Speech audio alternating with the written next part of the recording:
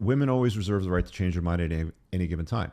So Ms. Bell's rights under the Act could not have come into existence and could therefore not have intended to avoid them, is what they said.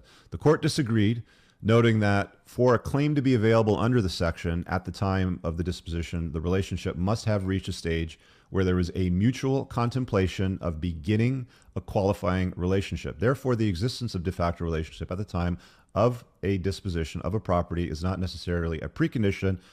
So what does mutual contemplation of mean? So let's expand on that. This isn't much longer, by the way. The court considered that in most cases, the decision to live together creates a strong but rebuttable presumption that the parties have a mutual contemplation of entering into a de facto relationship. The following factors persuaded the court that at the time the property was transferred to the trust, Mr. Sutton and Mrs. Bell were contemplating a de facto relationship. Mr. Sutton and Mrs. Bell were, this is how she proved it in court, in an exclusive relationship for 16 months. So she proved at the time when the trust was created that they were in a committed relationship exclusive for 60 months, living together for 8 of those months. So clearly, this chick moved in as a roommate after they started dating. Dumb move by this guy, of course. Living together for 8 months, for 8 of those months, presented as a couple to friends and family. What was I just saying? Taking vacations together, holding out to the public that they're a couple, holidaying together. What did I just say? Dude, I know this shit like the back of my hand. I almost threw up in my mouth there. Visiting family for Christmases. Again, another thing that I said prior before I even scrolled down to this. Planning future holidays, emailing each other about mundane life activities such as grocery shopping, purchasing firewood, and cleaning the yard. All of this before he transferred the property into a trust. She was able to prove by keeping emails from 10 years ago, emails that said, hey, when are we going to clean up the yard? Or we need to get some firewood for the wintertime. It's getting cold. She dug through emails from 10 fucking years ago to provide to the court to prove that they were in a de facto committed relationship before he created the trust. Even though she said, yeah, create the trust. It's a good idea for you to protect yourself. So the court focused on Mr. Sutton's knowledge as to the effect of transferring the property to a trust would have on Mrs. Bell's rights under the Act, have no recourse to the property, and concluded that knowledge of the consequences is sufficient to establish an intent to defeat partners' interests for the purposes of Section 44. Blah, blah, blah.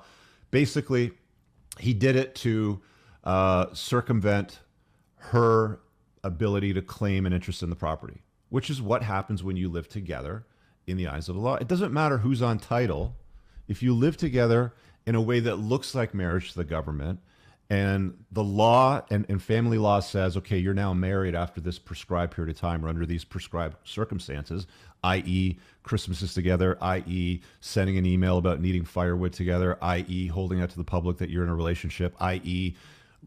in a committed relationship on Facebook, when people do that shit. So-and-so is in a relationship. Some people do this shit every fucking 10 months. I'm in a new relationship with some new person or something like that, right? Defeat partners' interest and purpose of 44. It did not matter that Mrs. Bell supported and encouraged the creation of the trust and the transfer of the property.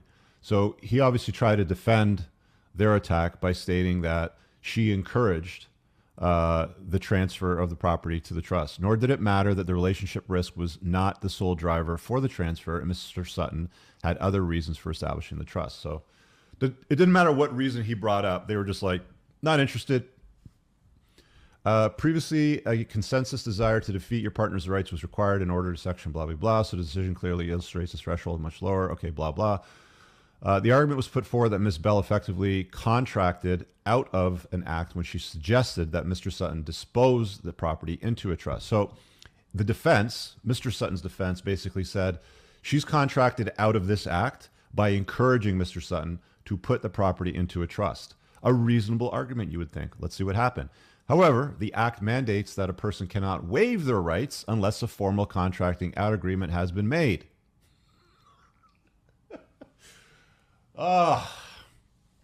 You know what? Even if you had a formal, what do they call it?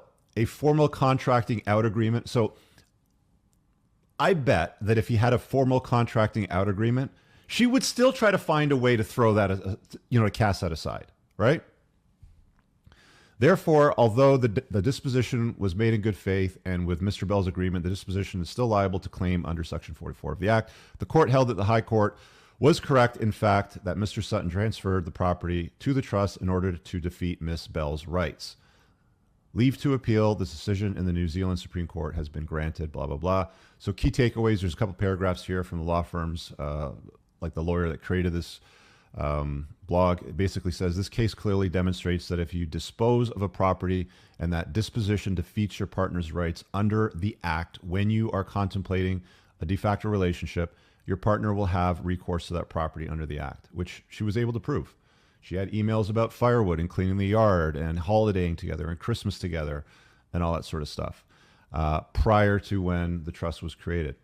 And I don't even think that creating a trust is sufficient at this point.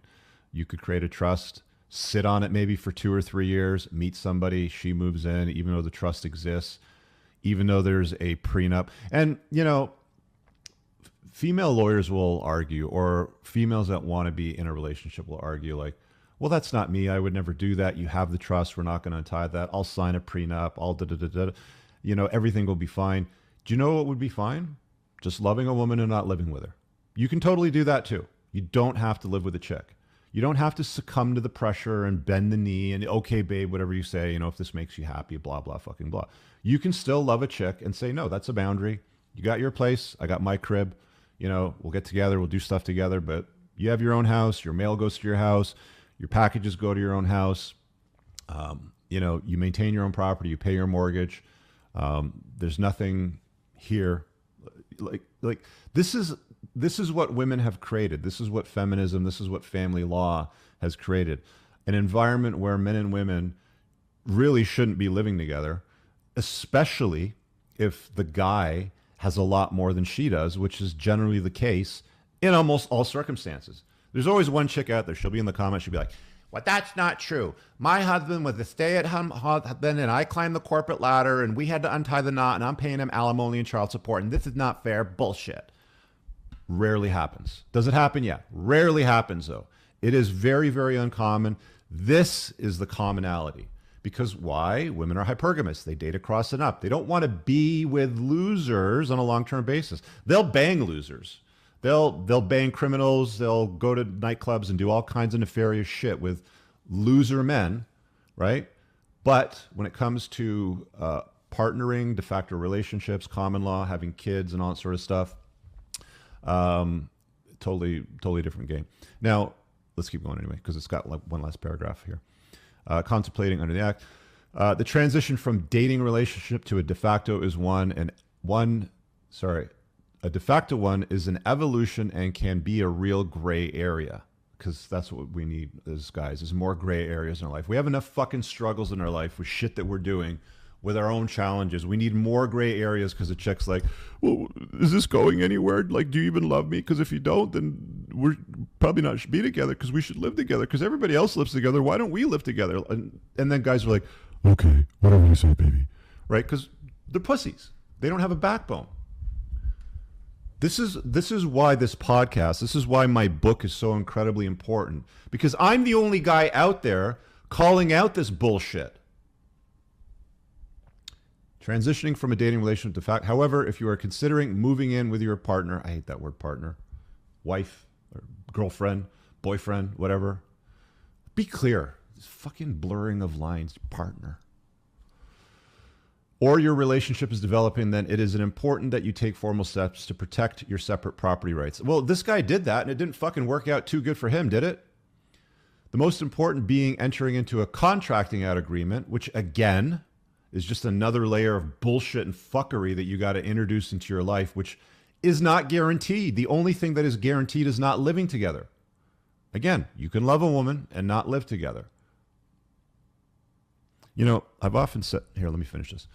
Is also known as a relationship property agreement. While these agreements can seem costly and awkward, they are the best way to protect your separate property. I bet if I looked up those keywords under case law in New Zealand, relationship property agreement, I bet if I did some Googling, I could find case law where women have also fucking untied that contract and weren't able to contract out of that because of some fucking reason, because there's an email or a text message about how some fucking firewood needed to get collected because it's getting cold or some shit, right? But guys don't listen to me.